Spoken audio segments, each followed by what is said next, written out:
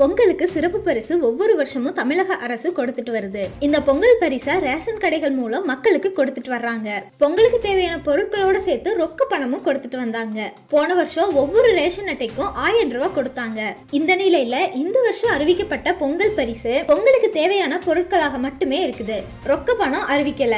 பணம் கொடுக்காம இருக்கிறது மக்களிடையே பெரும் அதிருப்தியை ஏற்படுத்தி இருக்கு. இந்த பொங்கல் பரிசு தொகை அறிவிப்பு தமிழக மக்களுக்கு பெரும் ஏமாற்றத்தை கொடுத்திருக்கு அப்படின்னு எதிர்க்கட்சிகள் சொல்றாங்க.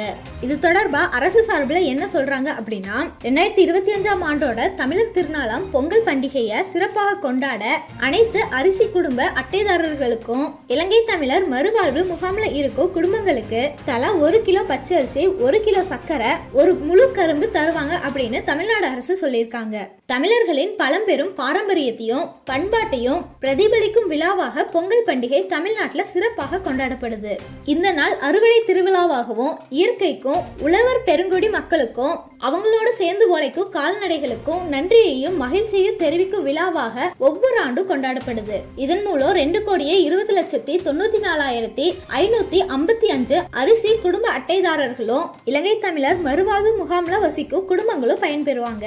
அது மட்டும் இல்லாம பொங்கல் திருவிழாவை முன்னிட்டு வழங்கப்படும் இலவச வேட்டி சேலைகள் எல்லாமே தயார் செய்யப்பட்டு எல்லா மாவட்டங்களுக்கும் அனுப்பி வைக்கப்பட்டு இருக்கு. பொங்கல் பரிசு தொகுப்போட இதையும் சேர்த்து வழங்குவதற்கு தேவையான நடவடிக்கைகள் மேற்கொள்ளப்பட்டு வருகின்றன அப்படின்னு அரசு தரப்புல சொல்லியிருக்காங்க. இந்த நிலையில ஏன் 1000 ரூபாய் வழங்கப்படவில்லை அப்படிங்கறத குறித்து தமிழ்நாட்டின் நிதி அமைச்சர் தங்கம் தென்னரசு விளக்கம் அளித்திருக்கிறாரு. இதை பத்தி அவர் சொல்லும் போது, போன வருஷம் மழை, புயல் உள்ளிட்ட பேரிடர்கள்ல 2000 கோடி வரையிலான தொகை செலவு செய்யப்பட்டிருக்கு அப்படின்னும், பேரிடர் நிதியை கொடுக்கும்படி மத்திய அரசிடம் கோரிக்கை வைத்தோம் அப்படின்னும், அப்பொழுது 3000 கோடி கேட்கப்பட்ட நிலையில மத்திய அரசானது 275 கோடியை மட்டுமே கொடுத்துச்சு. இந்த நேரத்துல மகளிர் உரிமை தொகையான 1000 ரூபாயும் பொங்கல் திருநாளுக்கு முன்னாடியே வழங்குவது தொடர்பாக பேசிக்கொண்டிருக்கிறோம் அப்படின்னு தங்கம் தென்னரசு சொல்லியிருக்காரு. அவர் சொல்லும் போது, முதல்வர் மு.க. ஸ்டாலின் உத்தரவுப்படி இந்த வருஷம் பொங்கல் தொகுப்புல 1 கிலோ பச்சரிசி, 1 கிலோ சர்க்கரை, 1 முழு கரும்பு வழங்கப்படும் அப்படின்னு அறிவித்திருக்காரு. இதுக்கு சுமார் 250 கோடி ரூபாய் ஒதுக்கீடு செய்யப்பட்டிருக்கு. நான் மக்களிடம் ஒரு விஷயத்த முக்கியமாக சொல்லிக் கொள்ள விரும்புகிறேன். போன வருஷம் நாம 2 முக்கியமான இயற்கை பாதிப்புகளை சந்தித்தோம். மக்ஜாம் புயல் காரணமாக சென்னை உட்பட வட மாவட்டங்கள் கடுமையாக பாதிக்கப்பட்டுச்சு. அதுக்கப்புறம் பெஞ்ச மழையால தூத்துக்குடி உள்ளிட்ட தென் மாவட்டங்கள் கடுமையாக பாதிக்கப்பட்டுச்சு. இந்த புயல் பாதிப்புகளுக்கு தமிழக அரசு 2000 கோடி வரைக்கும் செலவு செஞ்சிருக்குது. பேரிடர் பாதிப்புகளை சமாளிக்க நாம மத்திய அரசிடம் இருந்து நிதி கேட்டிருந்தோம். நாங்க 37,000 கோடி ரூபாய் வரைக்கும் சொல்லி இருந்தோம். ஆனா நமக்கு பேரிடர் நிறுவனம் நிதியில இருந்து இதுவரைக்கும் 276 கோடி ரூபாய் மட்டுமே வந்துச்சு. மத்திய அரசு கிட்ட நாம அதிக நிதி கேட்டிருந்தாலும் கூட சின்ன தொகையே கிடைச்சிருக்குது. இதனால மக்கள் பாதிக்கப்படக்கூடாது அப்படிங்கிறதுக்காக நிதி சுமைய தமிழக அரசே ஏத்துக்குச்சு. பேரிடர்களுக்காக மாநில நிதியில இருந்துதான் செலவிட்டு வந்தோம். இந்த முறை கடுமையான நிதி சுமை இருந்தாலும் பொங்கல் தொகுப்பை வழங்க வேண்டும் அப்படிங்கறதுல முதல்வர் உறுதியாக இருந்தாரு. இதன் காரணமாகவே 250 கோடி அதுக்கு ஒதுக்கப்பட்டுச்சு. நிச்சயமா வரும் காலங்கள்ல நிதி நிலை சீராகும். இதனால நல்ல சூழல் விரைவாக ஏற்படும் அப்படிங்கிறாரு. தமிழக அரசு சார்பில் குடும்ப தலைவிகளுக்கு மாசம் 1000 ரூபாய் வழங்கப்பட்டு வரும் நிலையில அத பொங்கல் பரிசுக்கு முன்னாடியே வழங்குவது தொடர்பாக பேச்சுவார்த்தை நடந்து வருவதாக அவர் சொல்லியிருக்காரு. இந்த நிலையில தமிழக அரசு பொங்கல் பரிசாக 30,000 ரூபாய் வழங்க வேண்டும் அப்படின்னு அதிரடியாக கூறியிருக்கிறாரு அதிமுக முன்னாள் அமைச்சர் செல்லூர் ராஜு.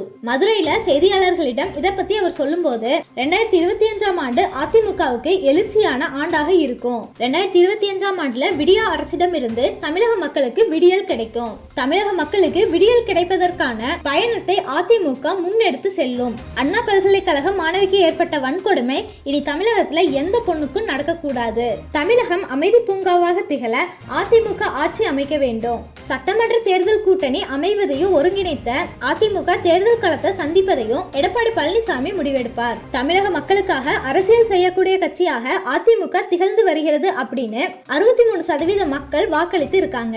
2025 25ஆம் ஆண்டு அதிமுகவுக்கு எழுச்சி தருகிற ஆண்டாகவும் மகிழ்ச்சி தருகிற ஆண்டாகவும் இருக்கும். திமுக அரசு உண்மையாகவே மக்களுக்கு பொங்கல் பரிசு வழங்க வேண்டும் அப்படின்னா ஒரு குடும்பத்துக்கு 30,000 ரூபாய் பொங்கல் பரிசு வழங்க வேண்டும். அதிமுக ஆட்சியில 5,000 ரூபாய் வழங்க வேண்டும் அப்படின்னு மு.க. ஸ்டாலின் கோரிக்கை விடுத்தாரு. அதன்படி பார்த்தா இன்னைக்கு மதிப்புல 30,000 வழங்க வேண்டும். இந்த அரசு பொங்கல் பரிசு தொகுப்போட 30,000 வழங்க வேண்டும். போன முறையே போராடிதான் ஒரு முழு கரும்பும் 1,000 ரூபாய் பரிசு தொகையும் கிடைச்சது அப்படின்னு சொல்லி இருக்கிறாரு செல்லூர் ராஜு. இந்த நிலையில வரும் பட்ஜெட்ல உரிமை தொகை 1,000 ரூபாயில இருந்து 1,500 ரூபாயாக உயர்த்தி வழங்கப்படும் அப்படின்னு தகவல் வெளியாகி இருக்கு. 2025-26ஆம் ஆண்டுக்கான பட்ஜெட் தயாரிப்பு பணி இப்ப தீவிரமாக நடைபெற்று வருது.